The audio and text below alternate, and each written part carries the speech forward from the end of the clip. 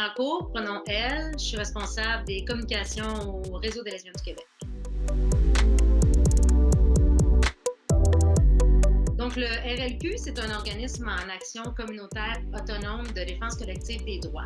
On a pignon sur rue à Montréal, puis on travaille à la visibilité politique et sociale des femmes de la diversité sexuelle.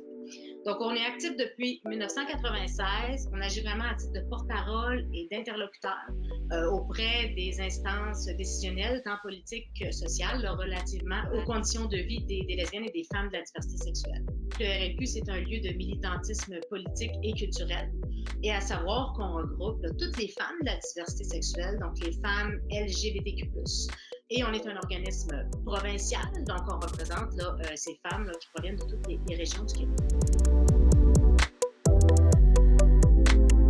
On vient de terminer la journée de visibilité lesbienne. On va faire paraître à cet effet un beau livre d'un décompte de 30 femmes qu'on avait mis de l'avant lors de la journée. On va faire paraître aussi un deuxième livre aux éditions Saffic du RLQ, qui est un livre d'histoire vraie bilingue qui a été écrit par des membres. Côté formation, on a une formation sexologie qui s'en vient. On va refaire aussi la tournée Empowerment des femmes LGBT. On travaille aussi sur une ligne du temps des femmes LGBTQ+, et on va faire paraître un sondage qu'on a fait auprès de 700 répondants. Et l'année prochaine, 25e anniversaire du RLQ, donc à suivre. C'est nécessaire de rendre visibles les femmes de la diversité sexuelle et leurs enjeux. Donc, n'hésitez pas à élever vos voix en ce sens-là, venir nous rejoindre sur nos médias sociaux, participer à nos activités, puis aussi devenir membre du RLQ. Donc, vous pouvez le faire en allant sur notre site Internet. C'est gratuit.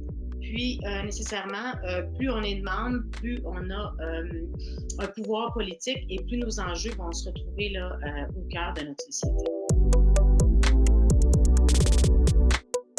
Je pense que tant que l'égalité homme-femme ne sera pas atteinte, nos populations vont vivre de la lesbophobie, de la biphobie, de la panphobie, de la transphobie, des LGBTQ-phobies. Donc, important de continuer les luttes de nos pionnières, puis à savoir que le RLQ, c'est un lieu inclusif. Le RLQ est bienvenu à toutes les femmes qui s'identifient LGBTQ+. C'est important d'être ensemble, d'être solidaires, parce que c'est de cette façon-là qu'on va être plus forte, plus visible et qu'on va se donner davantage d'empowerment. C'est le fun.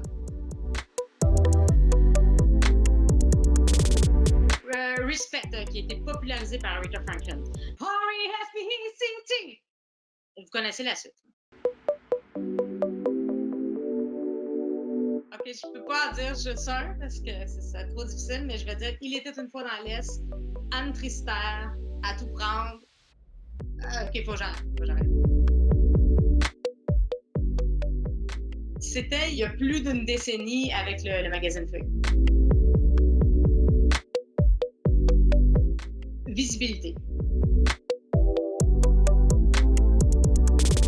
Pour moi, le mouvement de fierté d'hier à aujourd'hui, je pense que c'est cette idée-là d'investir l'espace public, de se rendre visible, de démystifier, puis aujourd'hui, tout en ayant du plaisir nécessaire. Je pense que c'est important en cette saison de la fierté d'être tout ensemble, d'être solidaires. Vous êtes un allié, vous regardez la vidéo, venez sur le site web du RLQ, puis devenez membre. Ça nous donne plus d'empowerment. Bonne fierté tout le monde!